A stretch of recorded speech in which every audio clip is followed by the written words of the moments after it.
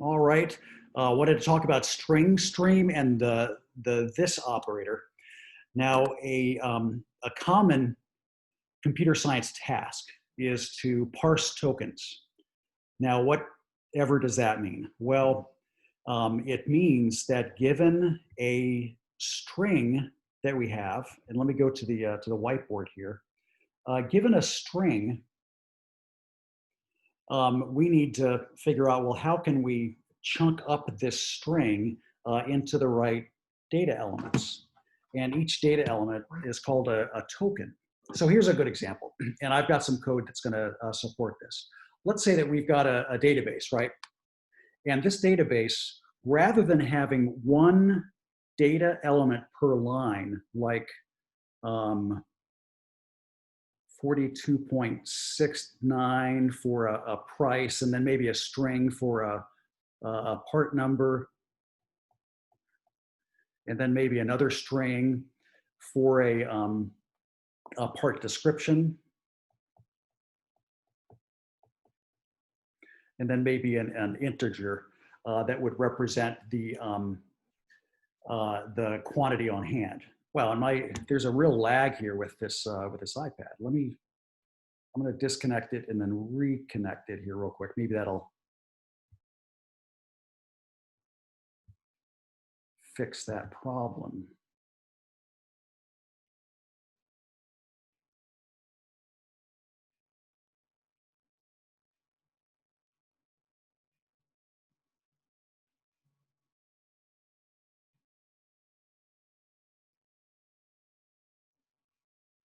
Well, a lot of lag. Come on, you can do it. Okay, so there we go.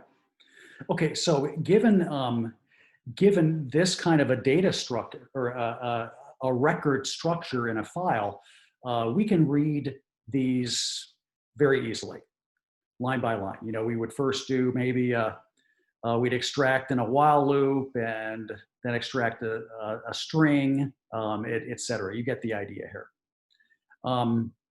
The problem becomes a lot more interesting when this is not the structure of our records, but instead we have one record per line.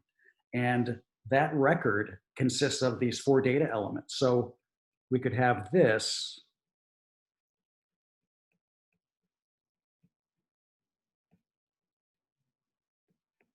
as one record in one line. Here could be another one.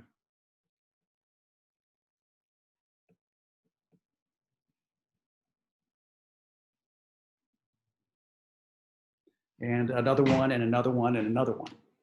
Now we've gone, we've used while loops before to process this. And I wanted to show an alternative way to parse these tokens. And what this way is going to feature is that we will take an entire line of input here, like this entire line right here. And we will read that into a string. And if we just called it temp, well, there's no easy way to parse the tokens out of this string temp. And what do I mean by parsing the tokens? Well, this is a token, this is a token, this is a token, and this is a token, all separated by a space delimiter. Now, we could go in pretty easily and put a lot of code in to say, okay, anytime you hit a space, then stop the previous entry, and then put all that together and convert it into a float or something. That gets to be a lot of coding drama. But instead, we can use a string object, and it's going to do all of that for us. And this string object, by default, will use the space character as its delimiter. So if we were going to go down this route, we could declare a string object. It's going to feel a lot like an if stream object or an off stream object, just where we're dealing with these streams of characters and data. Here, if we create a string object, then what we're going to do is, rather than streaming output to the console or getting input from the console or from a file or to a file, we're actually going to get input from a string And then we can also reverse the operator, and we could do output to a string. We'll do just the input here because that's mainly what this little video is gonna be for. So if we created a string object with this string stream, let me make sure I spell it right, and then I'll call it SS. And it will take, well, for best use, you can initialize the string object SS as the string temp that we have gotten, say, as part of a get line. You know, if we get line the input file and dumped it into temp, well, then now we're going to take this temp and parse it. Well, then once we're in this, we can just simply, you know, if we're in this loop, we can just extract every single time with this. There's our extraction operator. And that should look very familiar to us. So this is saying, okay, from the string object, we are going to then extract first this float, and then we can do this string, and then we can do another string, and then our int. And of course, for our coding purposes, we wouldn't put these data types here. Instead, we would put temporary variable names. However, we're going to code these variables. And then what that does is when we're in this loop, now we have got in our hands these 4 variables that we can now do whatever we want to do with it. Maybe we have to create a vector of structs that might have all of these data elements. Perhaps we would populate a class object. So a lot of things that we can do now that we've got these 4 tokens properly parsed and tokenized. All right, so I've got a little bit of code here that'll kind of demonstrate this.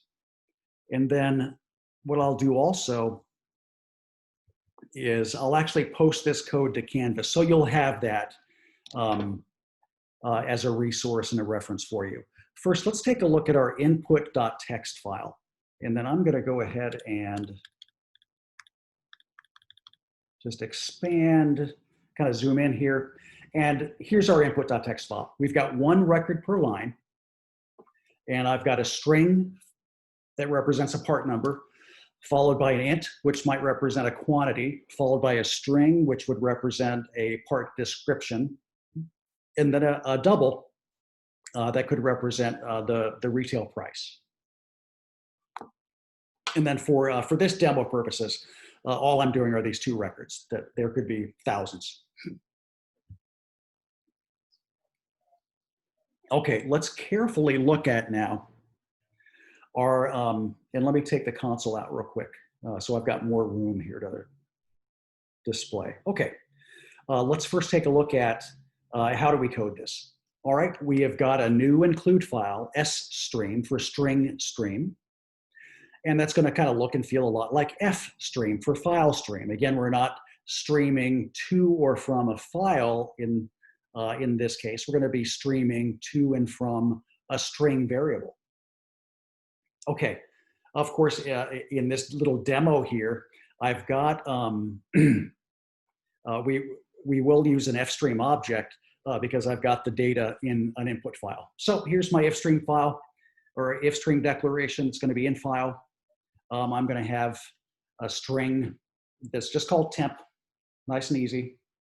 But then here's my data variables. And what these are the 4 variables that match the variables in the records. Okay, so I've got these then declared as part number, quantity, description, and retail. Okay, let's take a look now at the code that's really going to generate the tokenizing activity. All right, here's our while loop.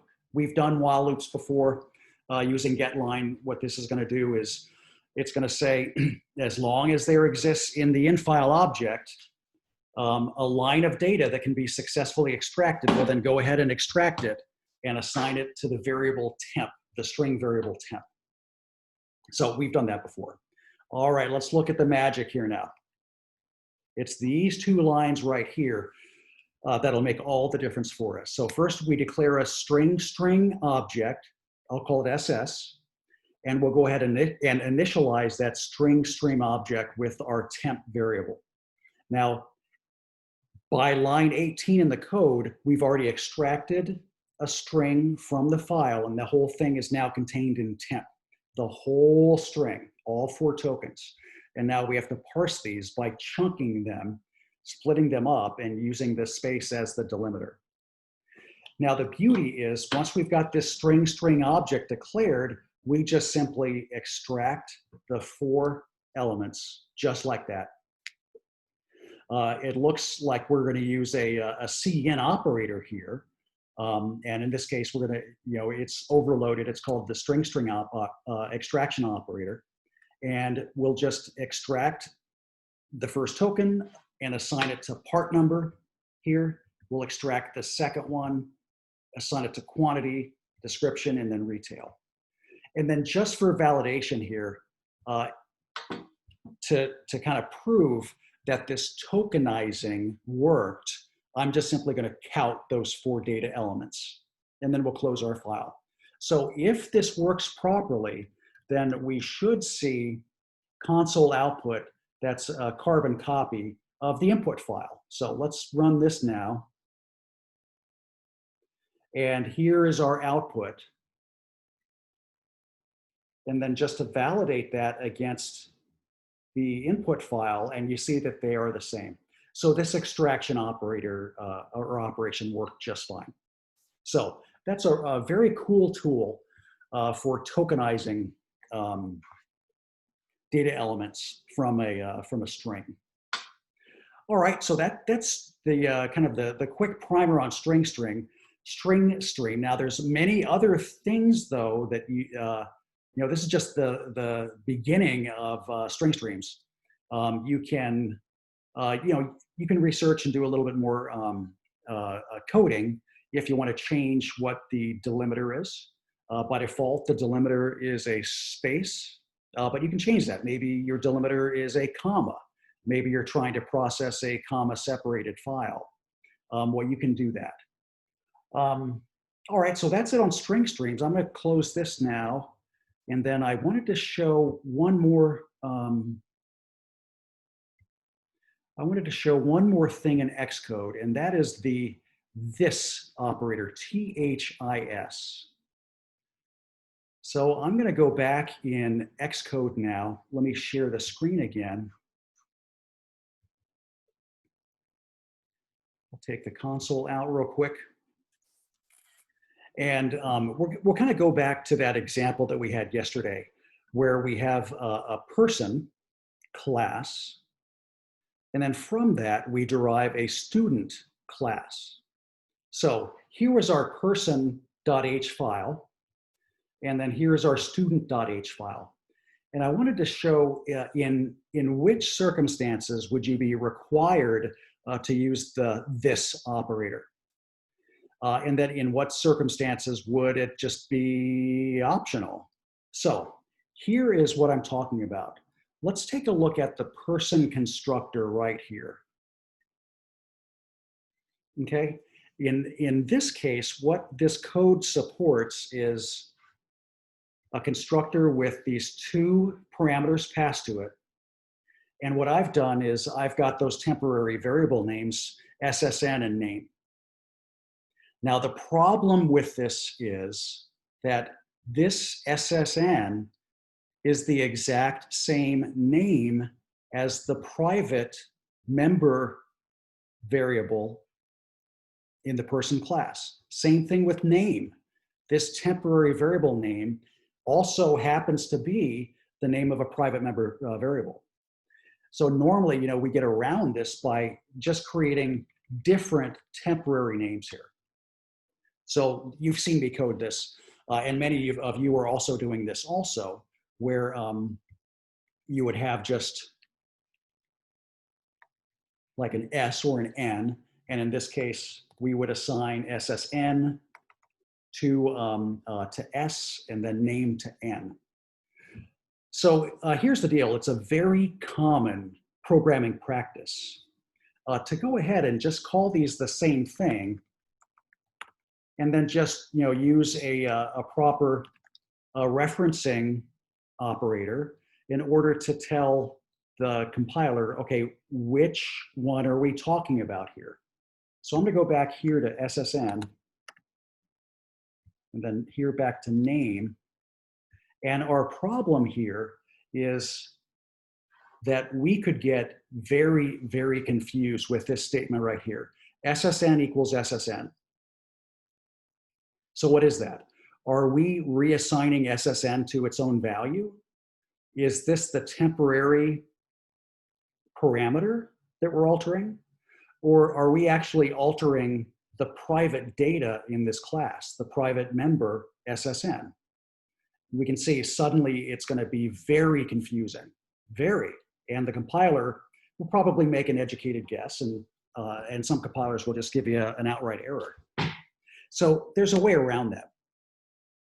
And the way around it is using the this operator. We could add the word this and then put a little arrow as our reference operator.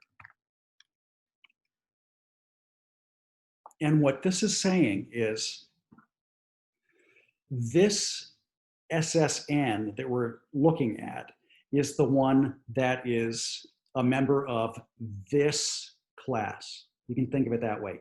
This class member will be assigned whatever temporary integer came in with SSN. So that's a good way to remember it. This class element is SSN.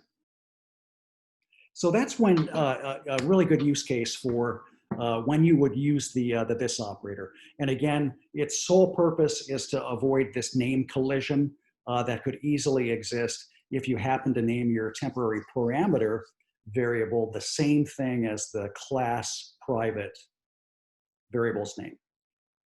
So you can see here, I did go ahead and put the reference operator for this. I did it also here in the set SSN, just for consistency. So we receive SSN, and I'm going to set the class SSN to the temporary parameter SSN. And then you can look here in the student class, I did the exact same thing. I've got GPA here coming in, the constructor, and I am going to say, okay, this class's GPA now is set to whatever that GPA is, okay? So that's when you would use the this operator, and if we run this, we'll see that we'll get the same students. Let me get the console active here. If we run this, we see that we get the same output for the student that we did yesterday. All right, so that's a quick primer then on the this operator, and I'll stop the recording now.